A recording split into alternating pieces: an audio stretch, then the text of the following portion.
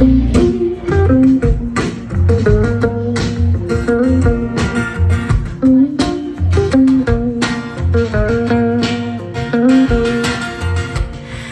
your house like I always did, overwhelmed and only half confused. Hello, my name is Jenni Harrison. I'm from the show Analog Archives on University Radio Nottingham, and I'm joined here with Nell Mescal on behalf of the Student Music Network to talk about your new upcoming EP and single.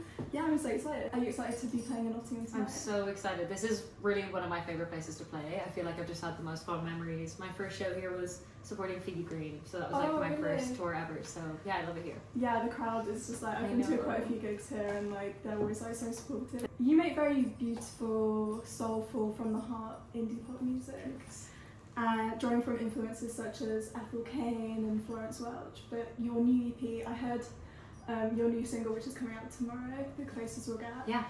And it's got more of like a folk twist to it. Yeah, for sure. And I really loved it. I loved like the violins in it. It was really gorgeous. Thanks.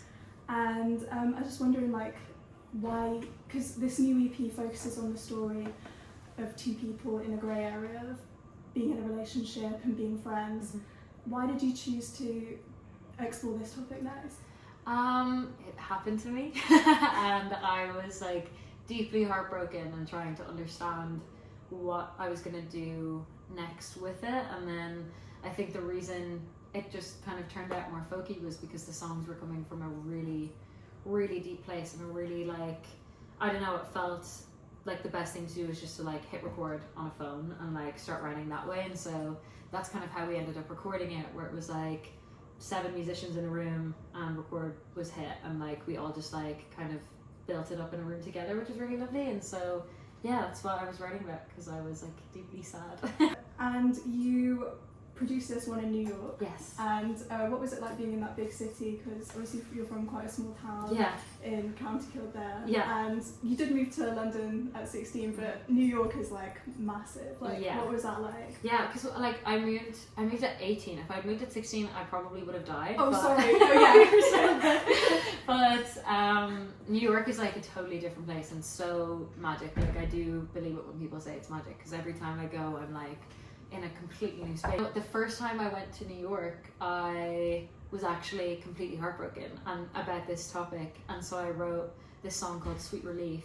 And then like almost a year later, literally like a year later, we went to record it, and it was so nice like going back there and not being sad and feeling a bit more like confident and a bit more like healed, I guess. Mm-hmm. And so yeah, recording there felt really special, because the last time I'd been there I was just like so distraught, so it felt really special. Obviously it's very exposing to like talk about these vulnerable topics.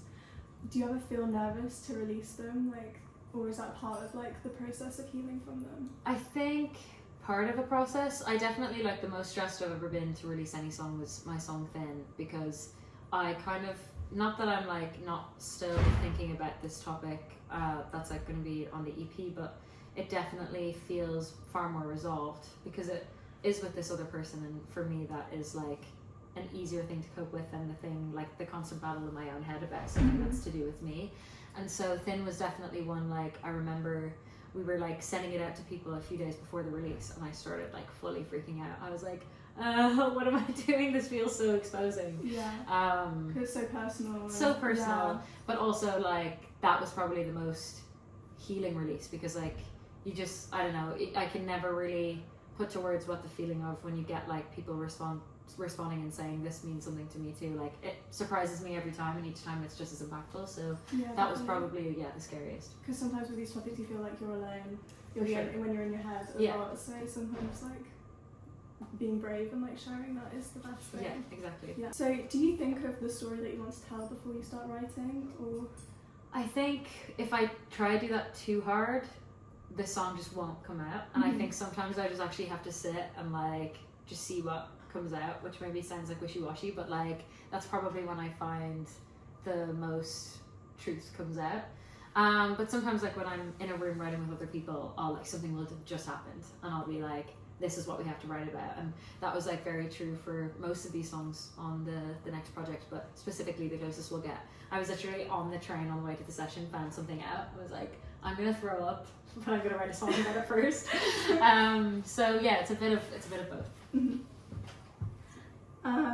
So where did you get your music taste from? Is it something that you grew up listening to, like similar genres, and where are you drawing from these what are these folk influences? We were like talking about this on the bus because I've got this new band, and so we're like all getting to know each other, and they were like, so what did you listen to growing up? And I was like, I think on my iPod I had Replay by Ayaz 10 times, which is like not the music I listen to right now, but it was like that or Annie from like the Annie the musical. Oh yeah, like, I love that musical. literally, but it was like those kind of songs. But then my mum would always play people like Mary Shakin Carpenter and James Taylor. So that was like, I don't know, my music growing up was like a bit all over the place, which I think is nice because it's the exact same now.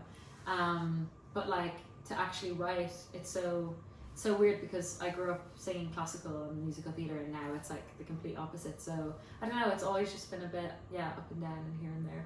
Also, it makes it like really interesting when you're like doing a different genre, but you're drawing off like loads of different genres as well, and you can make you can bring something new to that genre as well. Yeah.